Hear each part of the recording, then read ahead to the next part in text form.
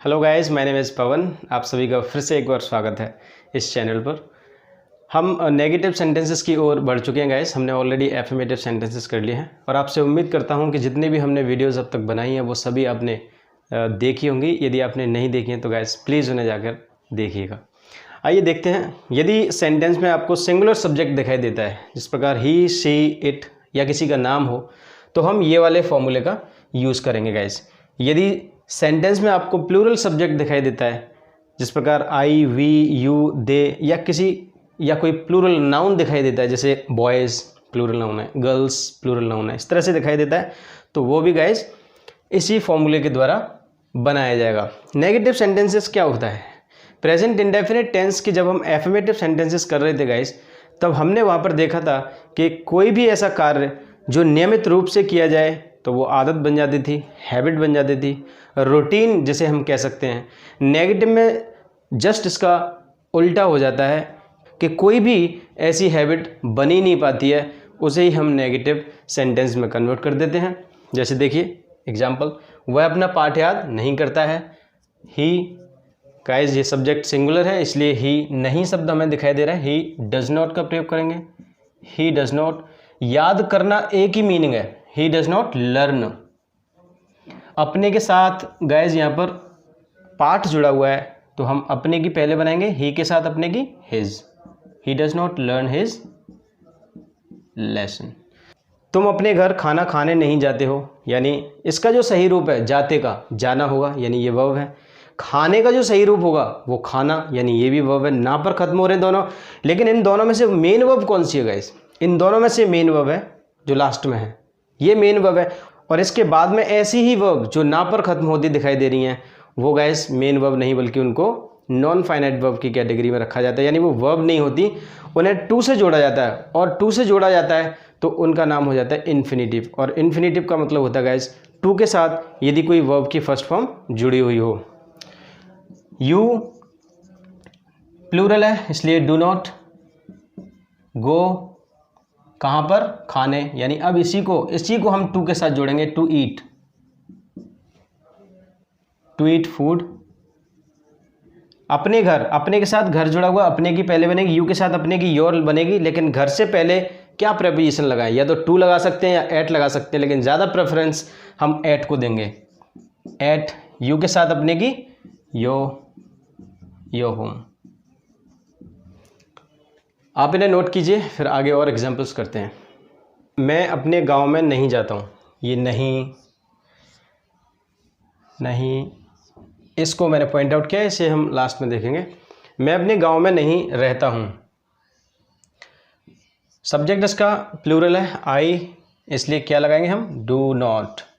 I do not, रहना की live. कहाँ नहीं रहता हूँ मैं?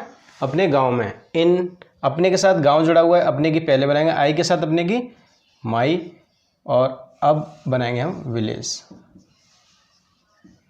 I do not live in my village, वह हर सुबह जल्दी नहीं जगता है। ही सिंगुलर सब्जेक्ट है गाइस, डज नॉट। जगना या उठना, गेट अप। कब नहीं जगता वो? जल्दी, early, EARLY। He does not get up early, हर सुबह, एवरी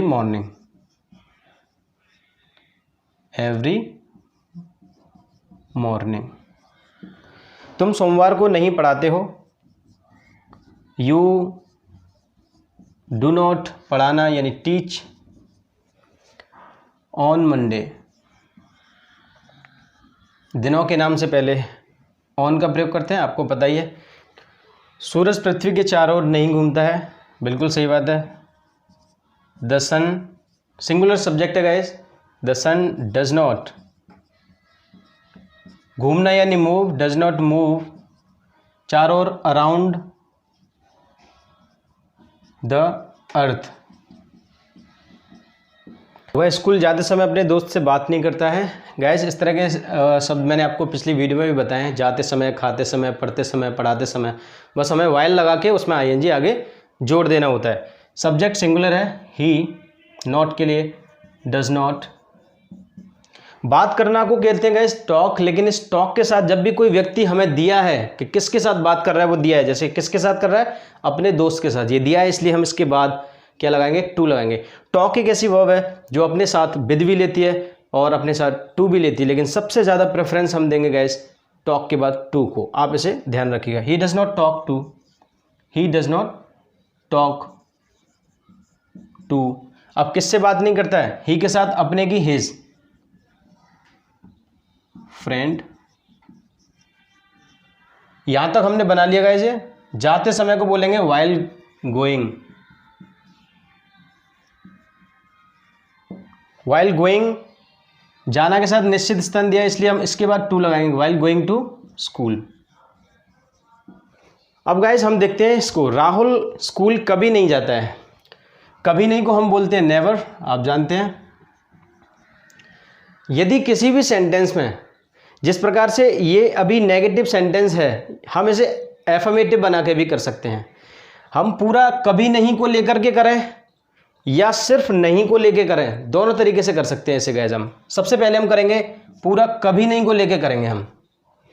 तो कभी नहीं को लेके यदि हम इसे करेंगे तो हमें हेल्पिंग वर्ब की आवश्यकता नहीं पड़ेगी। डू और डज जो हम लगाते हैं सब्जेक्ट देख के, उसकी ज़रूरत हमें नहीं है। देखिए राहुल कभी नहीं को क्या बोलते हैं, नेवर। ये मैंने पहले भी आपको बताए थे। यदि हम हेल्पिंग वर्ब का यूज़ नहीं कर रहे हैं या हेल्पिंग वर्ब उस सेंटेंस में नहीं आ रही हो तो हम क्या करेंगे गाइस, सब्जेक्ट के बाद या मेन वर्ब से पहले ही ऐसे शब्दों को रखते हैं। राहुल नेवर, अब लगाएंगे हम इसे, चूंकि हमने इसको नेवर कभी नहीं के रूप में माना है तो फिर हम क्या करेंगे, इसमें सब्जेक्ट के साथ ऐसे ही इसका प्रयोग तो करना ही पड़ेगा। राहुल नेवर गोज, जाना के साथ निश्चित स्थान दिया है, नेवर गोज टू स्कूल, पहला तरीका। दूसरा तरीका इसका करने का ये है कि सिर्फ हम नहीं के रूप में करें इसे, तो अब हेल्पिंग वर्ब आ जाएगी। राहुल नहीं आ रहा है, सिर्फ नहीं के हिसाब से करेंगे, राहुल डज, नहीं के लिए नॉट, राहुल डज नॉट। अब कभी को बोलेंगे guys ever, Rahul does not ever. अब हम वर्ब में यहाँ ऐसे यस नहीं लगाएंगे। यहाँ पर क्यों लगाई, क्योंकि ये सब्जेक्ट सिंगुलर था और हमने पूरा कभी नहीं के रूप में लिया था, लेकिन यहाँ पर हमने क्या है, हेल्पिंग वर्ब का प्रयोग किया। यहाँ हेल्पिंग वर्ब नहीं है, यहाँ हेल्पिंग वर्ब है डज। अगर हेल्पिंग वर्ब आएगी तो गाइस यहाँ पर ऐसे यस नहीं लगेगी। Rahul does not ever go to school, ये बात आपको ध्यान रखनी है। इसी तरीके से गाइस ये हमारा फर्स्ट पार्ट है नेगेटिव का। हम सेकंड पार्ट भी लेके आएंगे नेगेटिव का, और उसमें भी बहुत अच्छे अच्छे सेंटेंसेस मैं आपको कराऊंगा। इसी तरह से आप जुड़े रहिए guys. Thank you so much.